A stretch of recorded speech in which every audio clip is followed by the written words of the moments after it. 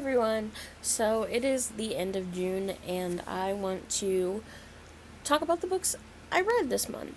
This is actually going to be going up in July. So we're going to go in order from highest rating to lowest rating because I have a book that I really want to talk about that was a very low rating. The highest rated book I read this month was Wilder Girls by Rory Power.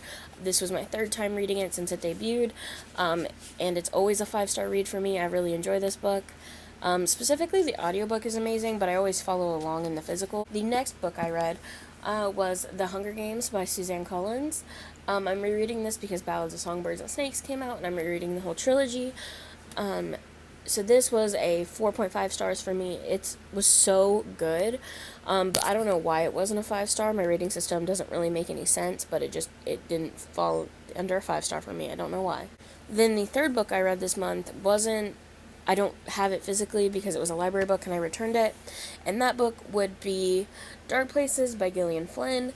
I loved The Grown Up by Gillian Flynn, but I was kind of disappointed in specifically the twist and the ending of Dark Places, and I think that that's what really bumped it down from what it could have been. Like, it could have been a 4-star, but then finding out whether Ben was innocent or not and everything that went down that night was kind of disappointing for me. And I don't want to spoil the book for anyone who does want to read it, so I'm not going to say what happens, but it was a 3-star. It could have been a 4.5 for me, but I just didn't really like the twist and the endings, and yeah, it's just a personal thing. Obviously, it's a personal thing. All ratings are personal, and they're completely objective, so don't let what I have to say ruin a book that you could really love, because I know Kat from Paperback Dreams really loves Dark Places. She really likes Gillian Flynn in general. I am giving Gillian Flynn another chance because I do own Sharp Objects, and I really did like The Grown Up, so I think that she might just be one of those authors that may be hit or miss for me. And the last book I read, which I did a 24-hour readathon for, which will be up next week, is The 10th Girl by Sarah Faring. I talk about my thoughts in that video, but I'm going to reiterate some of the stuff I said in that video here because it's obviously not up yet.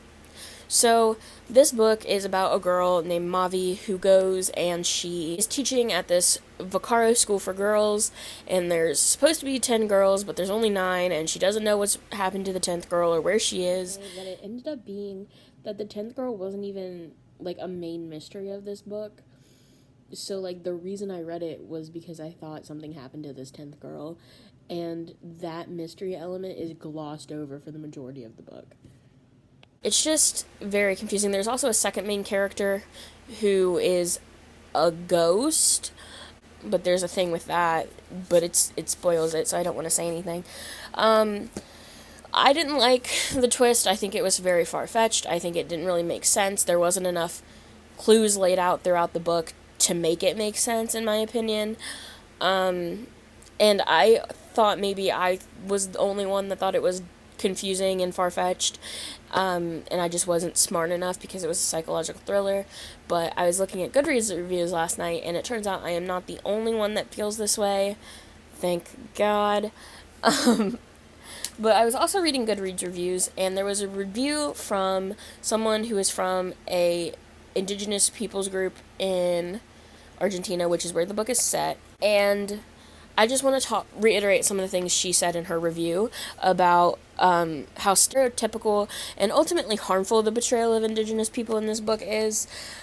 She literally calls, they place a curse on this school because it was their land stolen from them, and she literally calls them savages at a point in the book, and there's a quote in that review where she calls them savages. I just don't have the actual quote.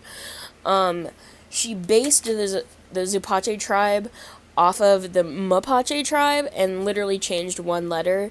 And she also mentions that the Zupache tribe was wiped out and that they don't exist anymore. When the people she based this tribe off of, there are actually 4 million of them in Argentina and Chile.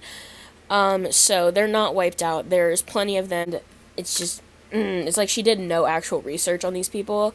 And the stereotype of savage, curse-casting natives is awful, to say the least, and it's something that we see very often in media. I just thought that like, at first I didn't realize it because I am not a native. I'm very privileged to not have to worry about.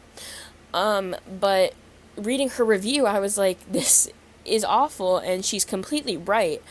And if I can, I'll link the review down below so you guys can read it yourselves, so you don't think I'm just making this up.